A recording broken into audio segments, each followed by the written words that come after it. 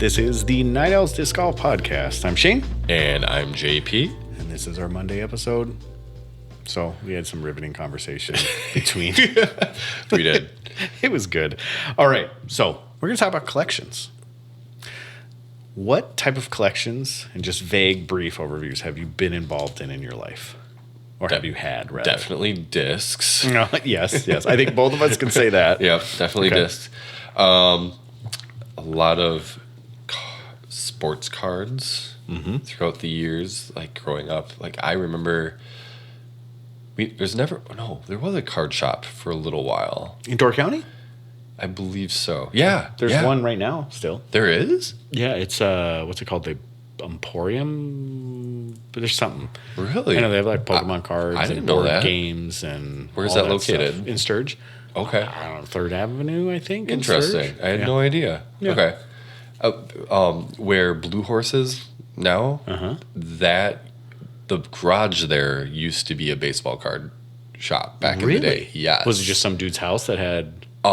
It was... Okay, so I'm trying to remember. It was the DeMarinis's at the time, and... Like Pete and... I forgot who.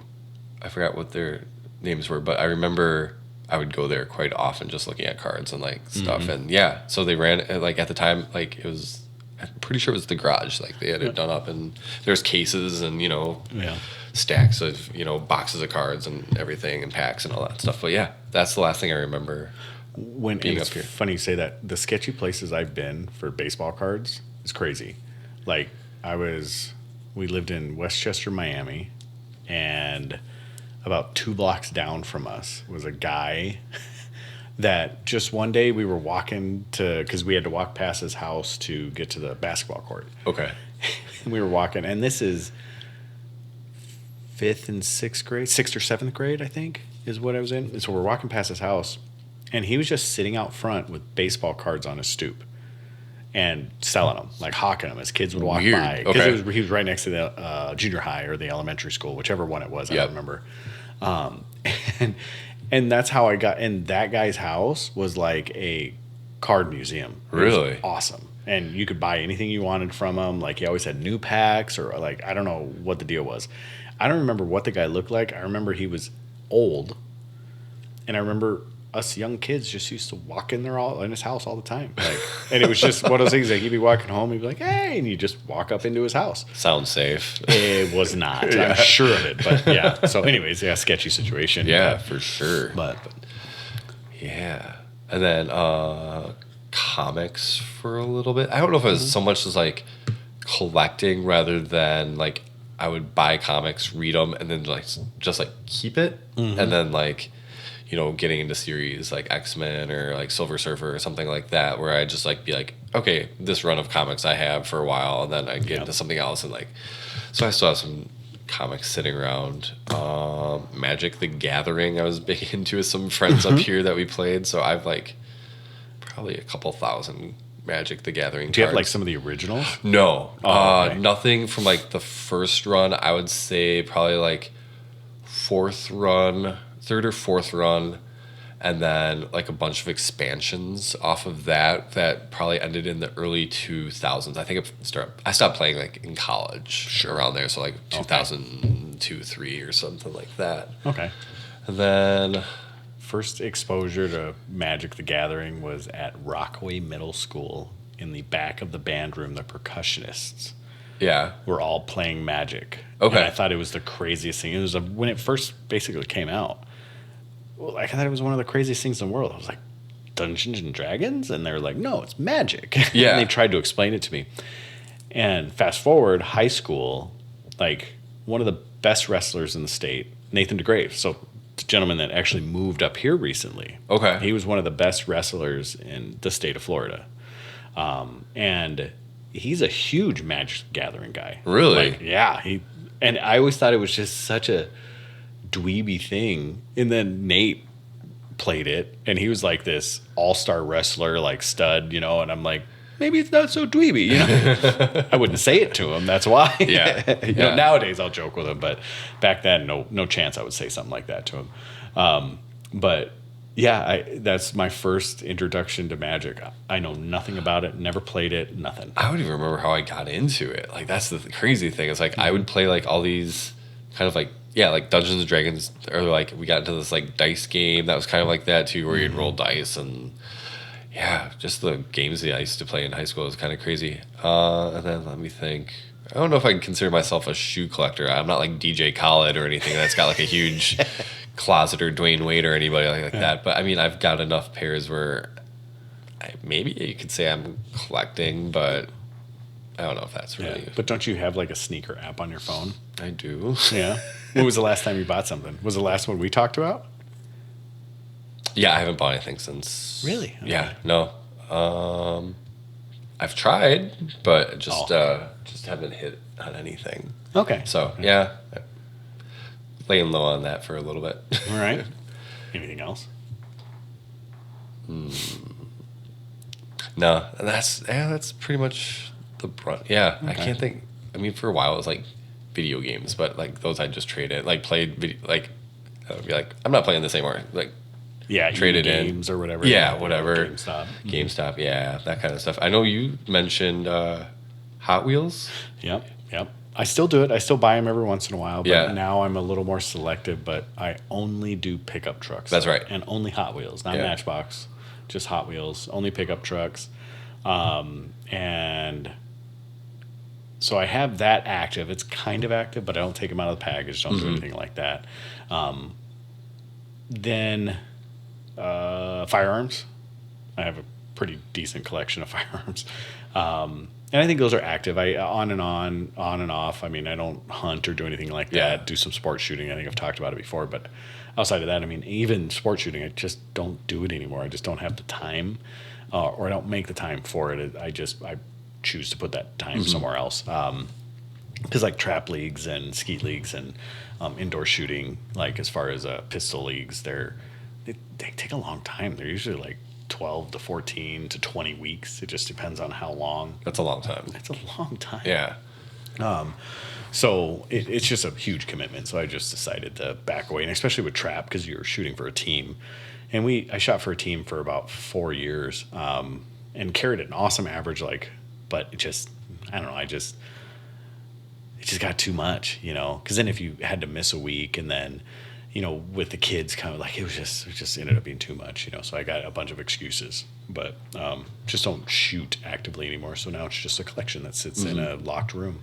And then I had a lot of frisbee collection, of course, my disc collection. And then I also have, I guess, $2 bills. I've always collected $2 bills. So any $2 bill that comes into our place of business, I'll always just switch them out with, money from my pocket.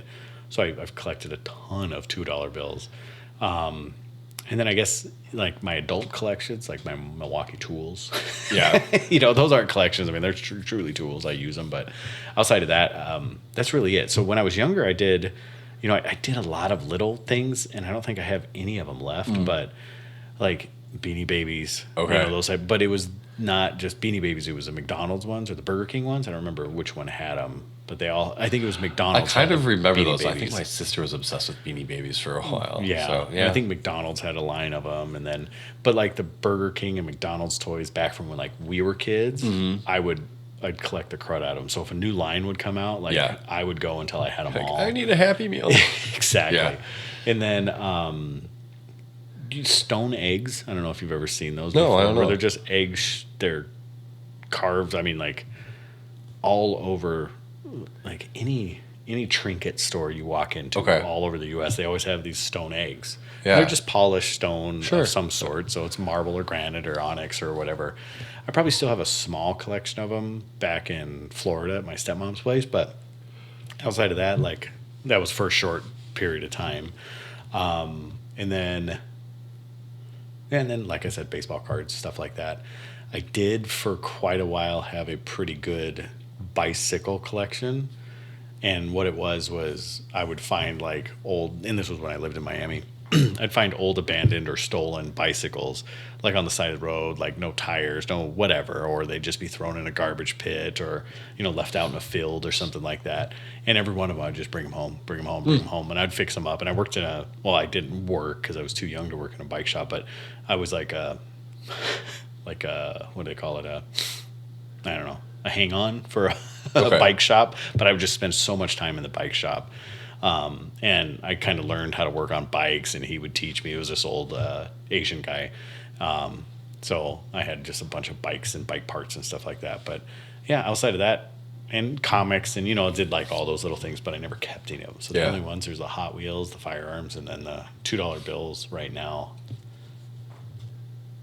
I don't think there's anything else.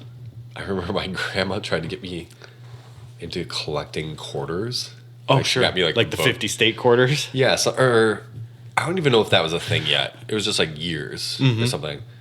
And like I get them and I was like, well, why would I collect them if I can use them for stuff? Exactly. So I just start taking quarters out of the books and be like, well, I can pay for this with these. Yeah. Because I was like, what value do they have at this point? Like, obviously, like throughout the years, they're starting to be made of different metals and things. Yeah, I'm sure they appreciate or, whatever. But I was like, yeah, this 1977 quarter doesn't really mean much to me, except for it's 25 cents. And I'm going to go put it in a gumball machine or something. Well, that's funny. So there was a kid that did that at our restaurant. And he came up, his grandfather was standing behind him, and he dropped quarters in my hand. Yeah. And then I looked at them, and it was like $4 worth of quarters. And I looked at them, and they were all super shiny. And so as far as current bills and denominations, like I know kind of some of the hot ones to look for, just being that we deal with money all the time. And these were S, so they were silver. They were San Francisco Mint. They were all silver, brand new, so uncirculated. And from what I can assume is it was some sort of collection like he's that. Trying to he just took it. Oh, I thought you were going to say he's like trying to launder his money. Yeah, basically. He's like, where did you get these for? So I hold him in my hand and I look at the grandfather and I was like, and I kind of like gestured to him. Yeah. And he just kind of shrugged his shoulders and I go, and then I was like, okay, I don't think he understands what I'm saying. I was like, do you understand that these are all silver, right? And he goes, he wants to spend them. And I'm like, sounds good. Yeah. So I take them and then what I did is I paid for them, put the money in the register. Okay. And I took them back to my kids. And then we had, we get a lot of that stuff. And then every once in a while, like I'll just throw change into the drawer. Mm-hmm. And when you throw the change into the drawer, sometimes you hear the different sound and you're like, there's something in there. So I rifled through, but we found a bunch of stuff in there. So I'll watch for a lot of that stuff. So I do have a bunch of those things too. But yeah, those are the ones that I think people are weird because I have a habit of when someone hands me back change, I'll actually rifle through the change and it looks like I'm counting change. Oh, okay. Like when someone hands me change back from a register. Do you remember Sister Ray Mobile Era, who used to work at Sister Ray Mobile? Oh, yeah. I was actually pretty good friends with her for a while. She's awesome. Yeah. So she one day called me out, stop doing that. And I was like, what? What did I do? And she's like, stop counting the change. I was like, oh, I'm not counting the change. Like, I'm looking to see if there's anything rare in it. Yeah. She's like, what do you mean? And I go, well, there's certain coins that are worth more money than what their face value is. And I just like explained it to her. And she's like, oh. She goes, I always thought you were just cheap and making sure. And I go, no, like, honestly, I'll probably just drop it in the, the change bin. Yeah. But yeah, so those are my collections. What is a collection that you wish you could have? Cars. What type of cars? Mercedes, probably. Just like older Gullwing Mercedes. Oh, okay. Yeah. Yeah. You want to go for that $2 million car. Yeah. My friend's grandfather had a really awesome car collection. Like he had an old Woody, old Gullwing. He collected like Chris Craft boats. Does he live up here? He used to. Did he pass away just recently or fairly recently? Quite a while ago, but yeah. Like since the time I've been up here? Oh yeah.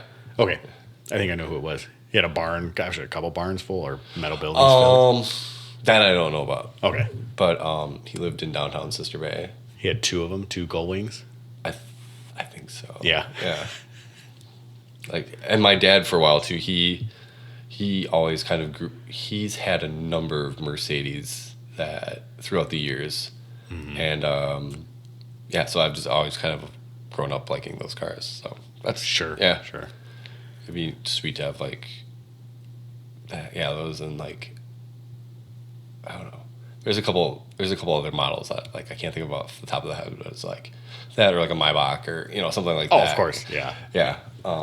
Yeah. The more luxurious, little less, I don't know, sporty, but you want something that like that head turning not everybody else can get. Yeah. Yeah. Yeah. Yeah. I would probably push into motorcycles. Like I love some of the vintage motorcycles, or even some just rare motorcycles, ones that just maybe they were, concepts or anything like that. I love that type of stuff.